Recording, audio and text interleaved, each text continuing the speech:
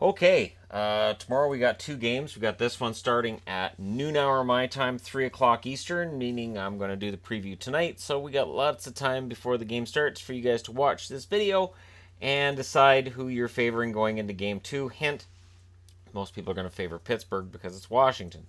And I don't know how fair that is. But coming out of game one, I didn't see anything to make me believe that we were going to see anything other than Pittsburgh knocking out Washington again, and it sucks. It does. But it's there. Scoring wise, Gensel now has 7 goals and 9 assists. You want to talk about a dark horse for Conn Smythe? He's emerging already. Crosby, 7 goals and 8 assists. Hornquist, 3 goals and 5 assists. Letang, a goal and 6 assists. Dumoulin with a goal and 5 assists. Malkin, 3 goals and 2 assists. And Kessel, a goal and 4 assists. Did I say Dumoulin wrong? Probably, and yeah, that happens. Shots on goal, Gensel with 20, Crosby with 20, Brassard with 17. Hits, Kuhnhackl with 20, Gensel with 15, and Alexiak with 15. Ice time, Letang with 24:47 is the highest, followed by Dumoulin at 22 minutes and 43 seconds, followed by Schultz at 21 minutes and 11 seconds. In goal, Murray, 2.17 goals against, 917 save percentage. He was much better in game one against Washington than he was at the tail end of the series against Philly, which is bad news for Caps fans. On the Capitals side of things, Ovechkin leads the way with 6 goals and 4 assists. And let us all reflect on this. And remember, at this date, we are not blaming Ovechkin for the failure of the Capitals.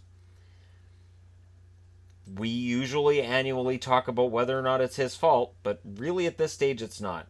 Kuznetsov, 5 goals and 4 assists. Carlson, a goal and 8 assists. Backstrom with 2 goals and 6 assists. And there will be Capitals fans who say, how can you talk about their failure? They haven't lost. Right. This is the public perception. Wilson with 2 goals and 3 assists, followed by Oshie with 3 goals and an assist. Orlov and Stevenson have a goal and 3 assists each. Shots on goal, Ovechkin 36, Kuznetsov 34, Carlson 23. Hits, Wilson with 25, Orpik with 21, Devontae Smith-Pelly 20. Ice time, Niskanen leads the way with 28 minutes and 26 seconds, which dwarfs everybody else on the board. Niskanen's playing a ton. Carlson, 27 minutes and 20 seconds.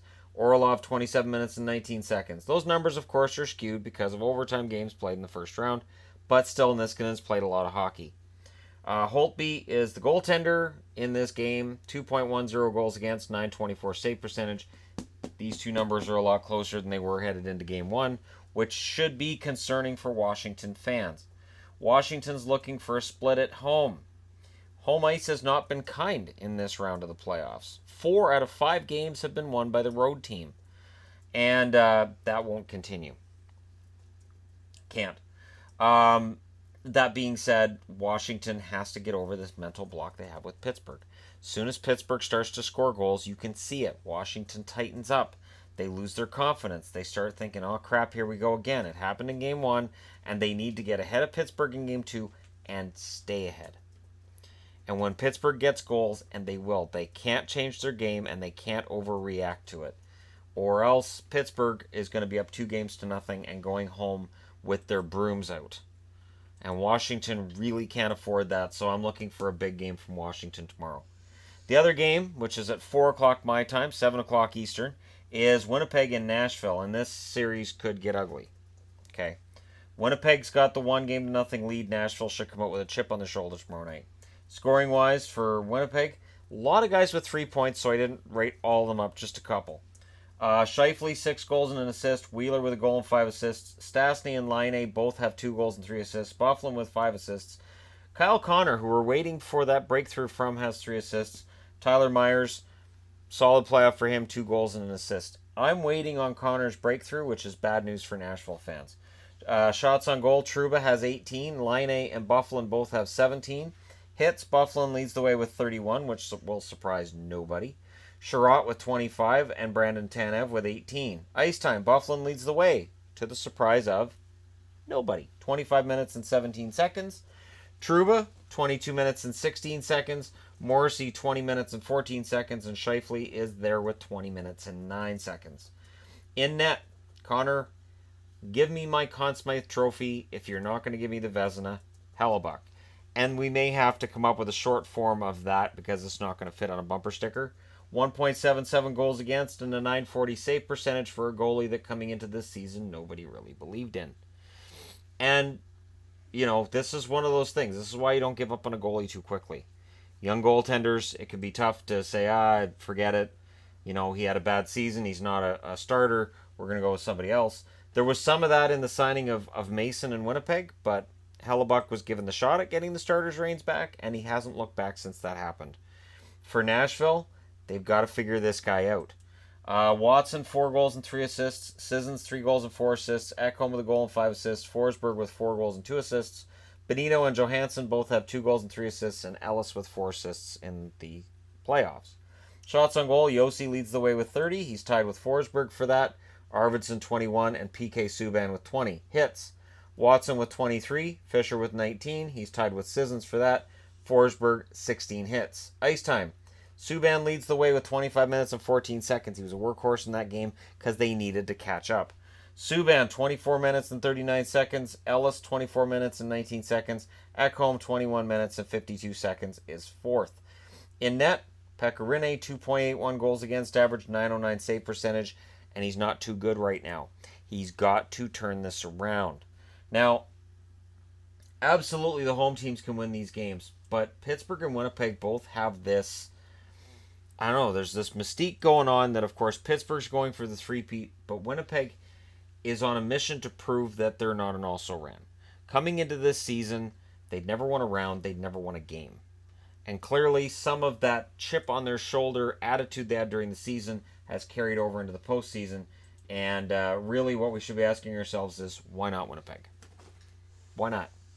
I discounted them during the season. I said I don't really see them as Stanley Cup contenders, and I was wrong. And they have a chance tomorrow night in Nashville to go up 2-0, going home. And at home, Winnipeg is extremely tough to play. So it is key that both Winnipeg and Nashville win their games, or both of these series could be over quickly. And it's a matter of which team can get that win. We all agree, I think all of us will agree, that Nashville, with the fan support and just what they're able to do in Nashville, they should be able to win this game. Washington, there's going to be doubts. And again, is that fair to this Washington Capitals team? No. Absolutely not. If it was any other logo slapped up here, if it was the Rangers, the Devils, anybody else, we would go, well, the Devils could win, the Rangers could win, but because it's Washington, we have that paint them with the brush that they're just going to blow this, they're going to choke this away when we're only one game into the series. It's crazy, but it's there. And for Caps fans, Adam, I'm looking at you. For being faithful to this team, I admire that. I admire the belief in them, and I certainly would hope that was right. But every fiber of my being says that Pittsburgh right now is on a mission for that third straight Stanley Cup.